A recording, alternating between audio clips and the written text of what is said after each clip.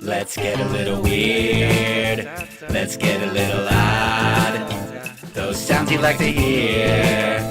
We got it going on. It's the ODDCAST. It's the ODDCAST. It's the ODDCAST. It's the ODDCAST. All right, folks. Welcome back to the ODDCAST, where we talk about people who are turning their passion into profession, passion into paychecks. I'll tell you what, this is the intro, man. My name is Josh Hembree. There you go. Josh Hembree. You can find him on Instagram, but also hit up Setting Sun Sake on Instagram. We're going to put the links up there for you in the bio everywhere. Josh, introduce yourself. How you doing today, man? I'm doing really good today, man. I'm having a really good rainy day. Stopped in at the Japanese Friendship Garden earlier today and started planning International Sake Day events up into 2020. So that's a real fortunate thing that I get to do. When is, just for the folks out there, when is International Sake Day and what's going on? International Sake Day is a special day because it signifies the beginning of the sake brewing season in Japan, and it's October 1st. So 10/1 of every year is International Sake Day. It usually is every city will have some kind of event, and I'll be throwing this year's. Dude, that's pretty incredible. Congratulations on landing that. Oh hell yeah, we got some kegs coming in. Yeah. So what are you doing for that particular? Well, so we were very fortunate last year. We were able to take over the park, and we did like a whole cultural day event with taiko drumming, bonsai plants, onigiri, handmade onigiri stuff. It was a whole awesome day, and we had a rad beer garden. We're basically going to do that again on International Sake Day. Dude, that's incredible. So let's backpedal a bit from that. And what's the inception basically of Setting Sun Sake? I know that's a big question, but how did you get into sake? Everything. Just take us on the ride. Okay, so I fell in love with sake somewhere along in my brewing process, but it all basically started like 12, 13 years ago. I was working for a neon sign company, and I was traveling all over the place. Okay. And wherever I landed, I would check out a local brewery. So we did a whole month up in Geyserville. So I'm hanging out at Bear Republic for like a month. And I did like a month in Eureka, and I'm hanging out at Lost Coast or running down to Russian River. And I just kind of like fell in love with brewing. And while at work, I would sit and think about all the craft beer I'd rather be drinking. And I realized I was wasting my life. Wow. It was this weird kind of moment where I was doing pretty good for myself, like monetarily. I was making pretty decent coin for my age, but like I knew that money wasn't it. I wanted to be happy. I wanted to do something that was challenging and fun. And we did these really rad installs with neon displays, like Harley Davidson's 14 feet in the air, rotating and dripping in neon, and that kind of stuff was really hard to like design, install, maintain, all that stuff. So I loved the challenge of it, but I was just I fell in love with craft beer, and one day I basically quit that job. Spent a couple months homebrewing, ended up working for a brewery in Temecula, California, Black Market. Shout out to Black Market. Yeah, it was a rad time. I from there pretty much maintained 2 jobs at all times, working in the brewing industry. And the sign industry. Well, no, I quit the sign industry. So I was working at Black Market as a like cellar rat and sales rep and events, everything. And then I started working at Stone. And so I'm working at Black Market and Stone in Escondido. And then in 2012, I left Stone and I began working for Polaner Hocker Shore in Munich and Fuller's in London. And I loved that job. It was a lot of new challenges, a lot of new things to learn. Were you working, when you said Munich and London, were you out there? Or Yeah. It was a very short-lived job that paid me well and sent me around the world, but like it just wasn't a good fit. So I see. They hired me actually as a craft beer expert, just because I'm very vocal in my opinions. I think I'm an opinion expert. Okay. I'm like, hey, I know what good is. But they hired me as a craft beer expert, and like I'm talking to them about barrel aging techniques and triple hopping, cold What? filtering. No, I'm talking shit. So the whole craft beer vibe and the international beer didn't vibe with me. Okay. Came back to the States, moved to Orange County for a little bit, and it just, Orange County vibe wasn't working for me. After traveling all over the place, I was like, man, I just love San Diego. I want to go back there. I want to open up a brewery. And I want it to be something unique and challenging. And somewhere along the line, I thought sake would be a dope thing to do. And Wow. so I went to my business partner, who I met while working at Stone, best friend in the world, smartest guy I know. Hey man, you work in the brewing industry, I work in the brewing industry. Let's start our own thing.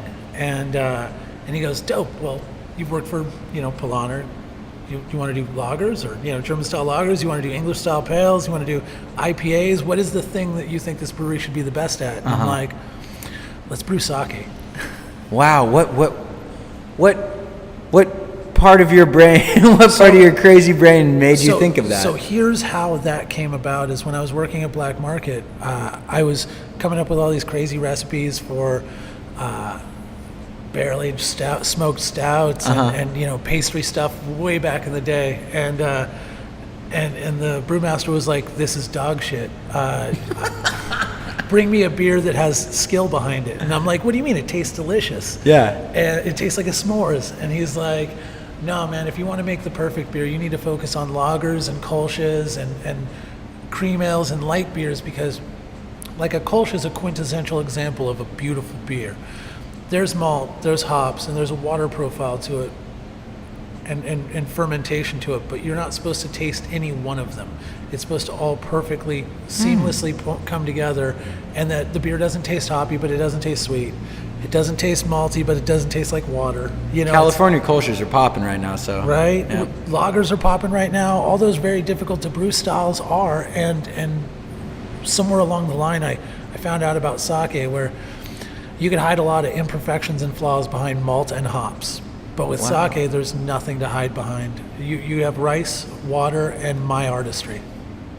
Oh my God, that's beautiful. Hey, that might be the title of the episode. Cheers. Rice, water, and my artistry. That's pretty beautiful.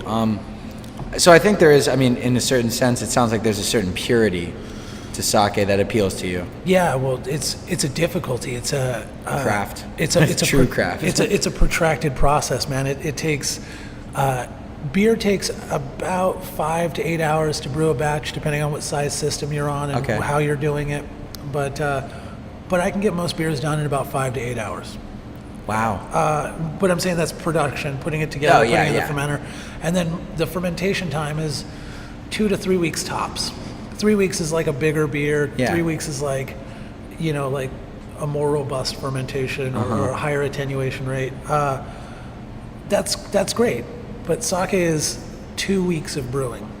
And it's 2 weeks of brewing? 2 weeks of steaming rice, adding rice, steaming rice, adding rice.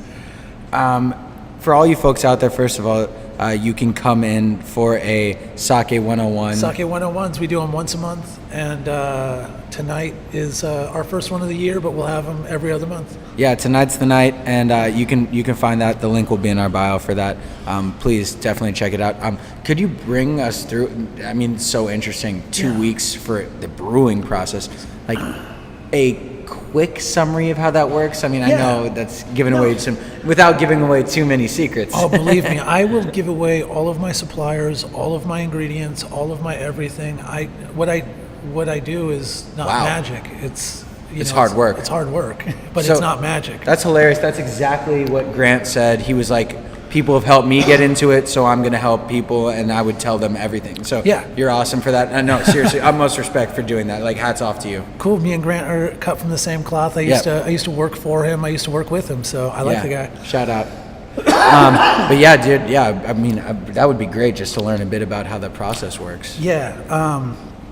So the sake brewing process is something that a lot of people don't really understand, because the information just isn't out there. There's not much information in English. There's a lot in Japanese. You can learn Japanese, but that's a lot of work to figure stuff out. So because of that, I actually kind of modeled my brewing process after what I thought it should be, and then later took it to the QC expert for Desai, which is like a large sake brewery in Japan. And where are they based out of? Sorry, are they in Hakone? I don't know exactly where they're at. Okay, yeah, but either way, it's all good. Yeah, but I was at Sake One in Hillsboro, Oregon, where I was talking to him. And So, but after the conversation, I came away with, wow, I guess I just know how to make sake. I was really hoping to talk to him and figure out like that there was a missing step or something, but basically the way the sake brewing process works is sake is brewed like beer, but it's a longer, slower fermentation style. So we start with, what we do here would be called Yamahai, as opposed to Komodo, where we allow natural acidity to develop in the fermentation with lactobacillus and kind of feral fermentation. It's almost old school, kind of sour in a way. Yeah, but then the batch picks up and takes off, and kind of like as we're adding more rice, it outcompetes the sour stuff, so it becomes a clean brew basically. It's crazy it's kind of interesting the way it works. Like the feral stuff's in there, but it's mitigated because of high alcohol and low pH. Okay. Yeah. So the sake brewing process is we follow the Sandenyan method, which is like a 4 times addition. We begin with the moto or the like mother batch, and then we're adding rice, water, koji, and yeast, and we allow that to ferment for about 6 days, and then we add double that. And so you double up the rice, yeast, and water? Rice, water, and koji. Oh, koji. Okay, yeah, sorry. So the yeast is only added once. And what's really cool about the sake brewing process is it actually allows for a very organic growth pattern for the yeast, where you keep it in a aerobic fermentation condition, so it's constantly growing. And so as you're adding more, it's growing to receive that more, basically. Wow. Which is something very unique from beer or wine, and that's what I found to be like unique and wonderful, and why I kind of got into it. Is that in a way that almost takes a life of its own in a way? It seems like. Well, so with sake with beer brewing, you have a starting point and a finishing point, and the starting point is what you put into it, and the finishing point is where that stuff should finish out based on sugar and suspension and what yeast you're choosing. Sake has no original gravity, so it has no starting point, and it has theoretical terminals. There's no real, it'll ferment all the way dry past water, past the density of water. We commonly ferment up to almost 19% here. Whoa. Yeah. Hello, operator. Yeah, right? And that's just because we ferment it completely dry, and all the sweetness and residual stuff you get is actually from the rice. That's awesome. Yeah. So, there is something to be said about the discipline probably of sake versus brewing that intrigues you in a way, and I think you can tie that in a way, the Japanese culture is very disciplined, and they respect discipline, and you were saying that you're interested in jiu-jitsu. I know that's a very disciplined, you have to respect the craft. I like things that are difficult. It sounds like you do. It sounds like you enjoy, if I gave you a sawdust jigsaw puzzle, you would be sitting here on the floor with a million pieces and be like, okay, this dot goes here. Yeah, but a regular jigsaw puzzle is for average people. See, I love that mentality. How much time do I have? I'd rather do the hard stuff, because there's only so much time in this life. There is. And but I appreciate the Japanese culture. I'm probably the least likely toji, because I've never been to Japan. Sorry, what's toji mean? Toji. Toji is the head brewer of a sake brewery. I'm ostensibly a toji. Oh, so we got to tell. Hey, we've talked to a toji. Here's the problem with that is I'm not a brewmaster, and I can't give myself that award. That's like if I gave myself a black belt at I see what you mean. We talked to an up and coming toji. I'll accept that. Up and coming. Soon to be. Somebody will decide that sooner or later. Soon to be, dude. I mean, is that something that is ostensibly, or excuse me, not ostensibly, is that assigned to one ceremoniously, or is that? I mean, here's the thing. If you want to be a captain by a boat, you're the captain of your own boat.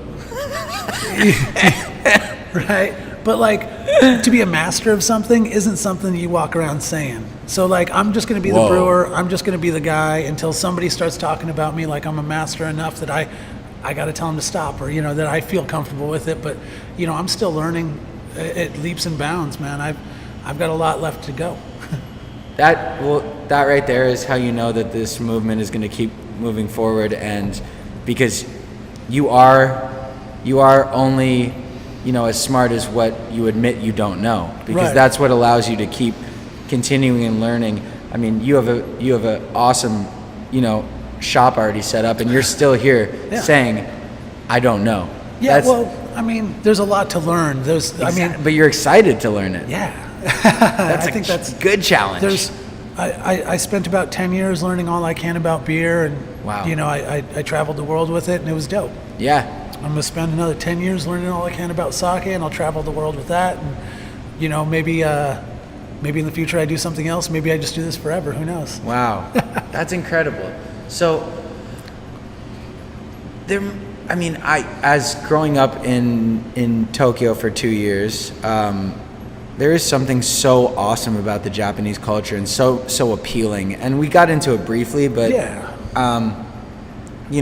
whether it's the woodwork you guys have going, the artwork you guys have going, the sake you guys have brewing, or just the general nature, I feel like there is a very kind of pseudo-Japanese vibe going on here. Yeah. And I mean, could you speak to that a little bit? I think there's something about San Diego and that Japanese vibe that are very, like, San Diego's very, very, like, respect oriented. Like, everyone respects everyone, and, like, especially within the brewing community. Dope. Yeah, no, I mean, I can't speak to Japan directly, as I've never been there.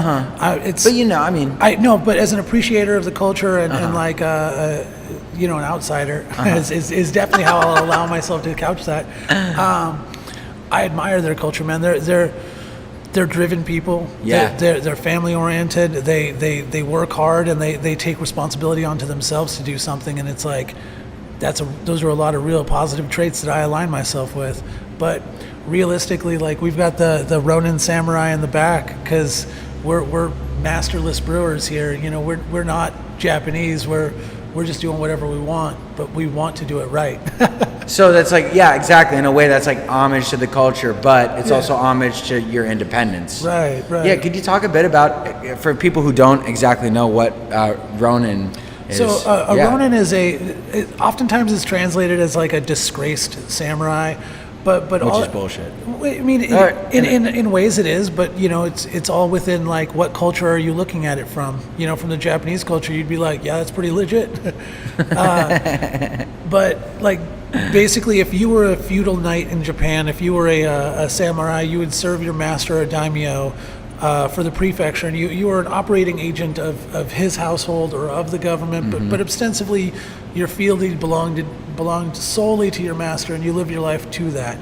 And when your master was either like in a daimyo setup, if he was usurped or power was transitioned or he was killed, you were basically going to walk to the grave with him. And that's not a life I want to live, man. I don't want to live life walking to the grave for somebody else. I want to do my own thing. And so a Ronin would be a samurai who chose not to walk to the grave.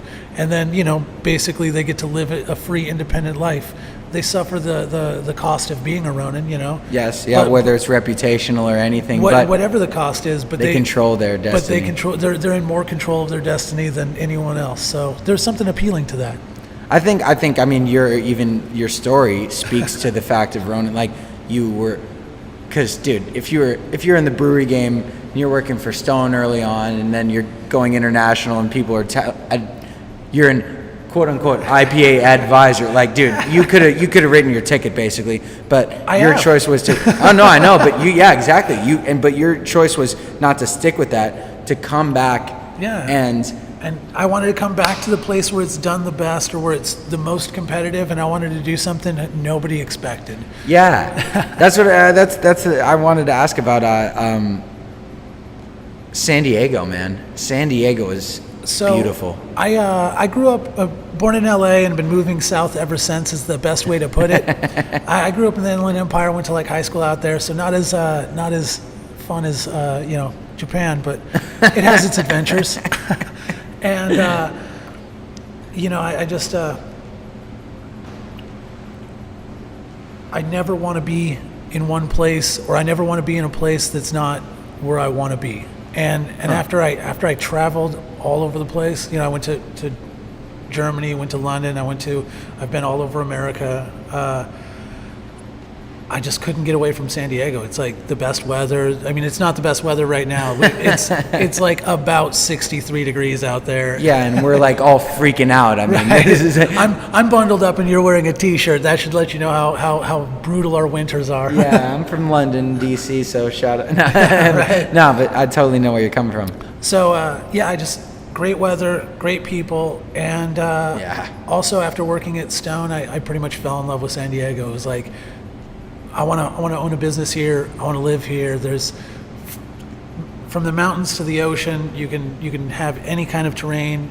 From North County, San Diego, which is like a sleepy bedroom community, to downtown where you have homeless people peeing on you. You can have every kind of experience. Well, yeah, and if you need LA, it's 2 hours away. If you want to smash, it's an hour and a half away. Right, or you could hop on the train and be drunk the whole time. Exactly. Get a mini bottle of wine and cruise on the coaster. You're set. I think there's something also infectious about, like you said, it's a good place, but also there's something about the people in San Diego. Dude, the people in San Diego are amazing. And I want to attribute it to San Diego being such a rad place. Yeah. But I think it's also the people that are coming to San Diego. Maybe I'm just advocating for myself.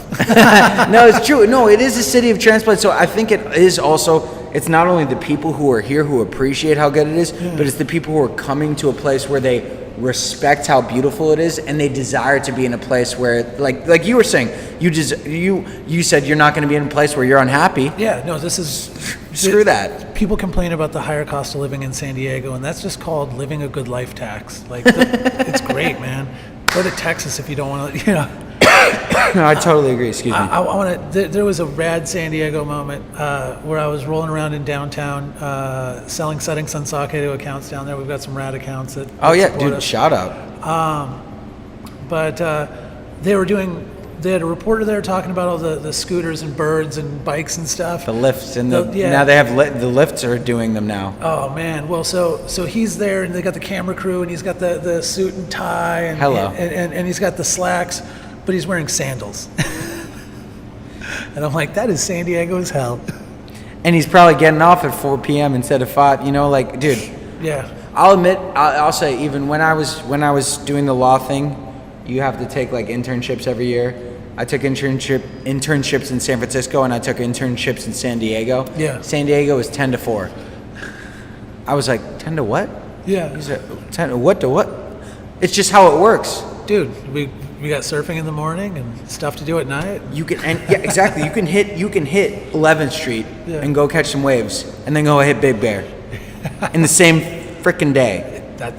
So there's no need to ask me what's so great about San Diego. You just said it. You're right. I just wanted to get it from the horse's mouth, as they say. All right, man, I got you. Yeah, I love this place. And we're in our third year of being open to the public, and it's rad that I get to see the birth of sake culture. I came into craft beer 10 years ago, and I'd go into bars and be like, hey, I've got a fresh local IPA, and they're like, nobody drinks that dog shit. They're like, we've got Budweiser, we've got Widmer Hefeweizen, and we've got Newcastle, and nobody needs that. And I'm like, okay, all those places. You just wait. Now they're places, stocked. 20 taps, 50 taps, all of them. And so just wait for it. Same way. I don't think sake will ever get as big as this. I think this is rad. I love what beer is, but I don't think sake needs to be this. You know what? I don't think, also in a way though, I don't think you want it to be in a way. Like, it'd be dope if like certain places had like a cool side tap where it was like kind of like your, Oh no, they correct do. me if I'm wrong. No, we're on tap at Stone Brewing. We're on tap at Ballast Point. Hello. We're on tap at Slaters 50/50. Oh, I love Slaters. Right? So like, there's a lot of craft beer joints that we do have that side tap on, and I'm good with that. Like, I want to just have that one tap on at every spot and be that guy. Oh, so dude, you're already. I mean, those are 3 huge joints. You're already doing it. I apologize. I missed out on that. No worries, man. Here's the thing. Like people ask me where to find our sake, and I'm like, It's pretty damn easy. yeah, we're in like all the best bottle shops, like Vine and Vine, Holiday Wine Cellar, I guess that Bottlecraft. Bottlecraft. Yeah, man. I love what they do, and our bottles are on it like most all of the Bottlecrafts. Dude, that's amazing. Right? So it's like we're here. It's just people aren't looking for sake because they don't know how good it can be. But like you were saying, I poured our Ronin Clear for you, man. And and you seem to like it. Well, what was beautiful about the Ronin Clear to me was for people who want to get like from an idiot's mouth who doesn't understand really sake. I don't even understand beer, and I do understand beer, but it tasted like a fresh combination of like beer with like a tiny hint of like sourness from like the wine aspect with like that like kind of like creaminess from the rice. It was just beautiful. I don't know. Man. Those are all great words though, and that's kind of like what people don't know what to expect, because oftentimes the last time you've had sake was some hot bullshit. Like we were saying, sake is going to be like for people who don't know, like even I do it, and I know me and my executive producer Dan, we always go out and just we'll be out at Korean barbecue, and I know it's not Japanese, but we'll just get some sake and some beer, and like you just pug it, and you don't really understand the quality of it. Yeah, it's like you don't understand. That took 2 weeks. That took 2 weeks. No, it took 10 weeks, bro. So the 2 weeks is just like the putting it together part. It's a 10-month fermentation cycle. We bird tracked. I was somewhere around the just additions part, but then it goes 1 month of solid fermentation, and then we separate the rice from the liquids. So the rice is like rice and liquids, and everything go in the same place. We separate the solids from the liquids, and that's called the kasu, K-A-S-U, and that's it's actually used in soup, in the restaurant as a soup thickener or a fermentation agent, like for pickling. It's used by cosmetic companies. So what's cool is our waste product, or our end, like how breweries have spent grain, ours go to like cosmetic companies and stuff, or restaurants, and theirs go to like farms and stuff. It's just like a unique twist on what we do. But so you guys have a deal with Mac? No, I'm just kidding. I'm was setting that up.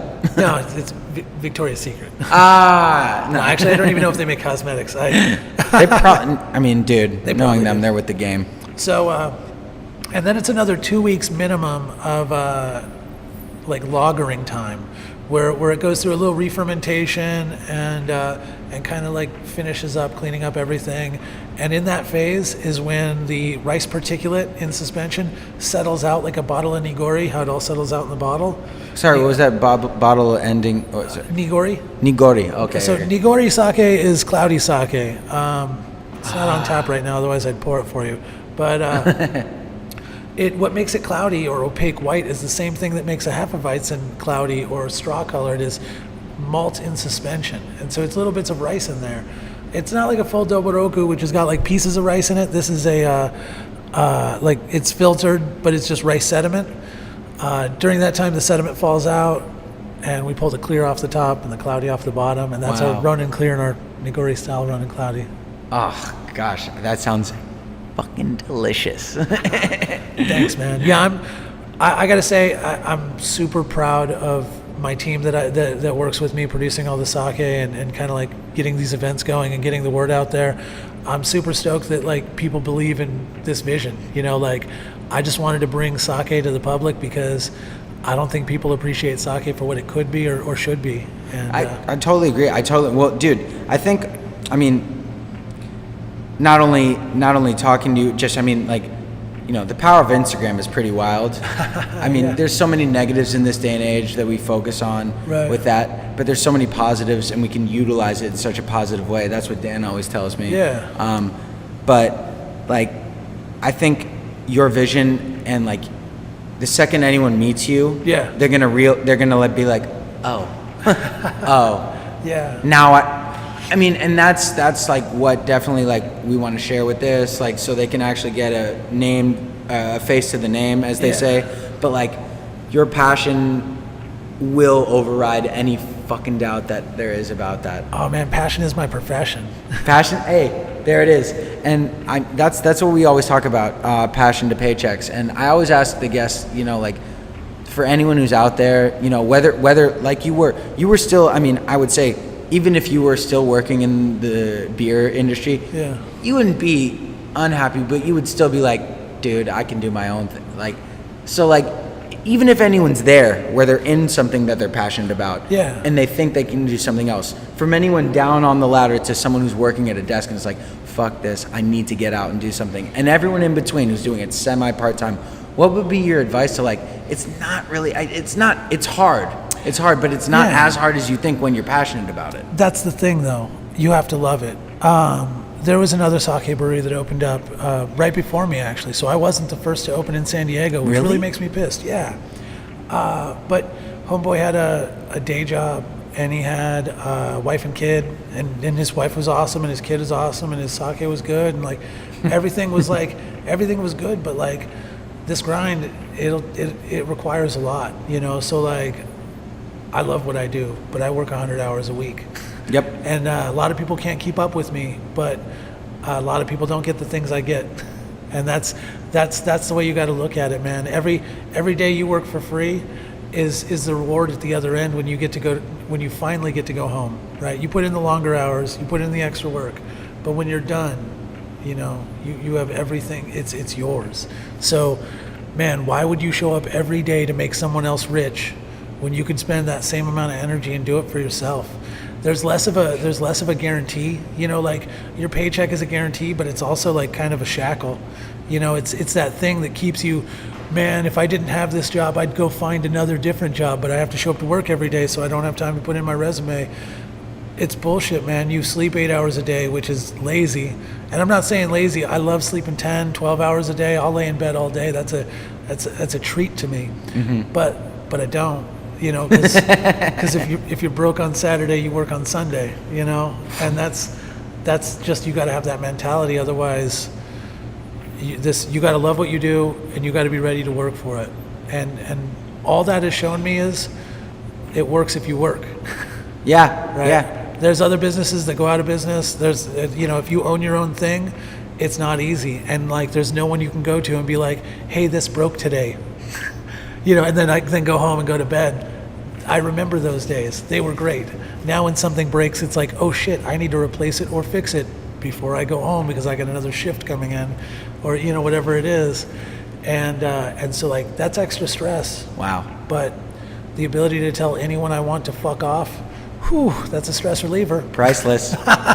Yeah, it's like paying for, we're doing a MasterCard commercial, like paying for equipment. Yeah. You know, thousands. Yeah. Paying for employees, thousands. Mm-hmm. Paying for property, yeah, thousands. Yeah. Telling anyone that they can fuck off, priceless. It is what it is. And so, you know, I work harder to get the things I need, and I need the ability to not have a boss. Yeah. I mean, yeah, that's a really powerful statement. I mean, I appreciate you. You know, that's a fairly heartfelt message, and I appreciate that. I imagine that you talk to a lot of passionate people, and if they're like me, they're going to be like, oh yeah, man, just do it, do the thing, get it done. You know, you can do it. Believe in yourself. Your friends will support you, and most of that is true. It really is. The only truth in it is there's a lot of work, but it's not bad work if it's work you like doing. That's exactly. It's like, find what success is to you, and then punch at that, like freaking drive. What time is it? Oh yeah, we've covered basically everything that we. No, I mean, I really appreciate that was the last kind of summary. Yeah. Dude. Yeah. So let's do the song. Josh, I appreciate your time. Thanks again for tuning into the ODDCAST, where we talk about people turning their passion into paychecks. And guys, Setting Sun Sake, you want to go check that out. So go check it out. Thanks, Josh. Cheers. Let's get a little weird. Let's get a little odd. Those sounds you like to hear. We got it going on. It's the ODDCAST. It's the ODDCAST. It's the ODDCAST. It's the ODDCAST.